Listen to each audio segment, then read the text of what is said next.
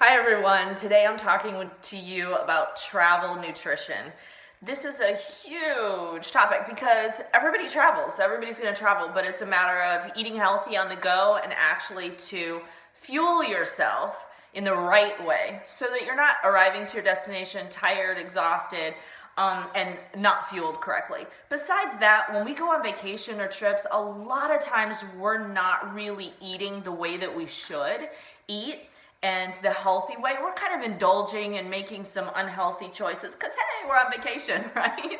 So definitely want to give you some ideas that'll keep you in the zone so that when you do have those moments where you maybe want a piece of pie or something, that you can and then you won't feel bad about it. So let's start off with why I am so passionate about this subject. I actually have given a similar talk like this to thousands of people before. I've worked with professional athletes, their families, coaches, and just people that travel in general to talk with them about these healthy options over the past 12 years. Besides that, I myself have taken 48 trips in the past 3 years, and I'll talk about that in a moment, my own experience. So I know the kind of ins and outs of what you're gonna find on the road. So what I wanna do is kind of break down 3 different areas: carbohydrates, proteins, and fats, and give you some healthier options, some things that travel well, actually. So let's jump in with the carbohydrates. This is the thing that's hands down the easiest to actually find while you're on the road. And carbohydrates that you find on the road in airports, convenience stores, gas station, that sort of thing, they're not actually the healthiest for you. A lot of times they're quick carbs, white refined flours, sugars, things like that that aren't the best for you. So we really want to focus on things that are higher in fiber. When things are higher in fiber, they actually will keep you feeling fuller longer, and that's a good thing. When you're traveling, your schedule is so crazy usually, or you're gone on the road for long hours or in the air for long hours, and you're just really susceptible to being worn down. So it's really a good idea to keep kind of things regular, you feeling full, not up and down hungry and low blood sugar and those sorts of things. So a nice healthy carbohydrate is going to do that for you. It's going to keep you feeling fuller longer and your metabolism going and not kind of the ups and downs of your blood sugar. So one thing I like to do is put things in snack baggies. Snack baggies are awesome. So you can take some of these along with you. This happens to be some 12-grain crackers from Trader Joe's. So I just threw these in here. These are actually 3 grams of servings. There's a couple servings in here. So you've got about 6 grams of fiber in here, or about 24% of your fiber for the whole day. That's really good. So what we're looking for on the label, if you want to know kind of how much fiber is good, we're looking for dietary fiber on the nutrition facts label. When you turn it around and you see the label, it'll say dietary fiber, and you want to look for 10% or more. I can tell you it's about 3 grams, but it's a little harder to remember that, but I think people find it easier to remember the 10% rule, and they look for that, and that's your dietary fiber that you're going for. If you're out in airports or convenience stores or whatever, you can look for things that have a little bit more fiber, but I'm telling you right now, until things kind of catch up and people, companies out there know that we want healthier choices, it's kind of hard to find those things. So that's why I carry these things along with me. But I also like to carry some healthier bar choices as well. So I go with my Kind bars, my Cliff bars. They're great choices. They're not loaded with sugar. Some of them have fruit sugar in them, obviously, because there's fruit in these. But they're just great choices to have. You don't have to worry about smashing them if they're in your carry-on bag, for example. And I just love them. They're super easy. It doesn't matter if it gets hot or melts in your car. They'll be fine. One thing that I definitely want to mention is protein. So protein's hugely important. I'm a big proponent of peanut butter.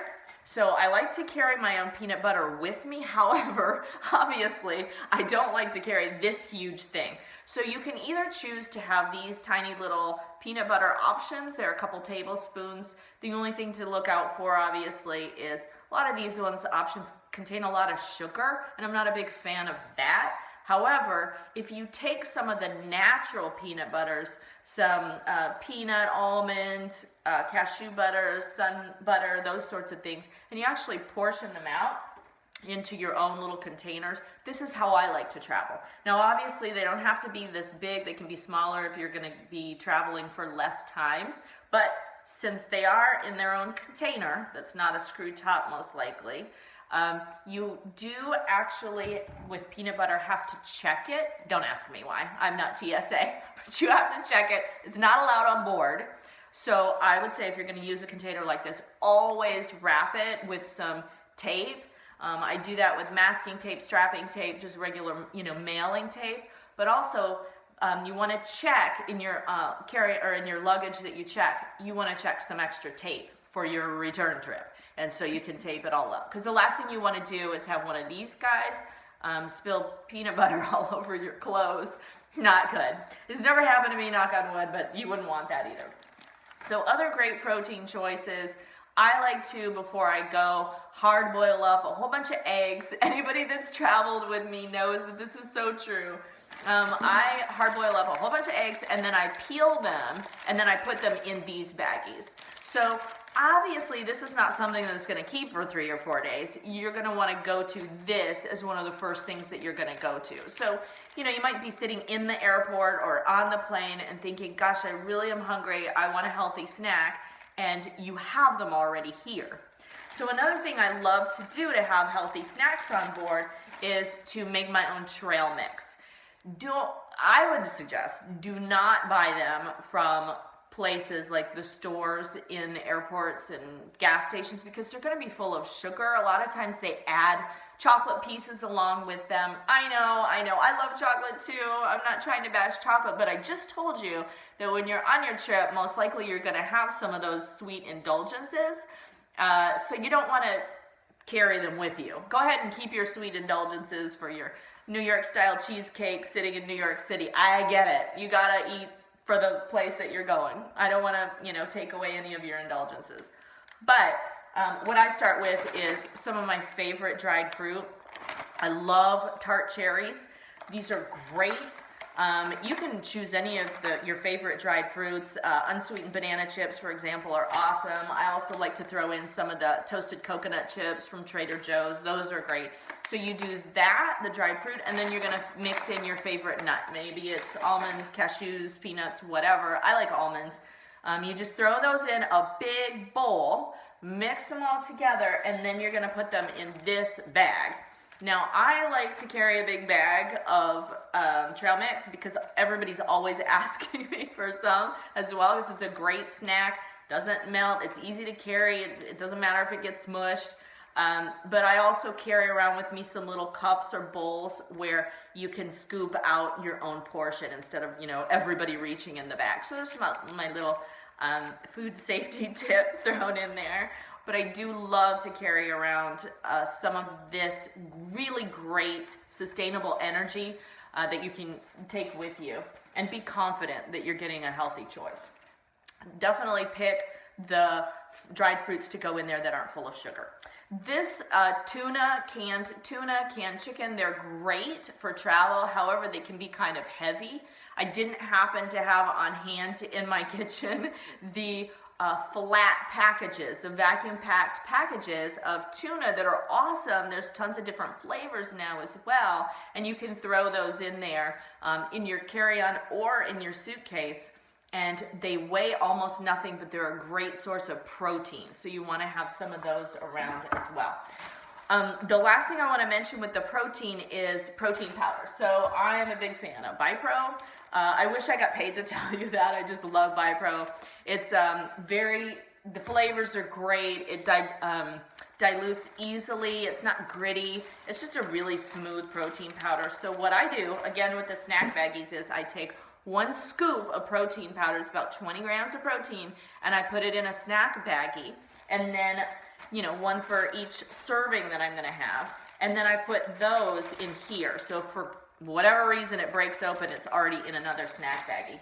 I also have around with me a blender bottle. So the blender bottle, you can get a smaller one as well. And the blender bottle is great. You put in one of these little snack baggies of your protein powder, the scoop of protein powder, and about eight ounces of water or so, and that's your really easy protein source.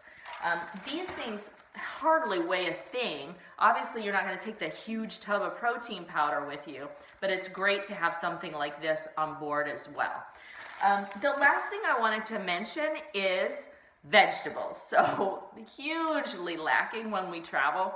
So my advice to you is really try and focus on your vegetables and try and get those in.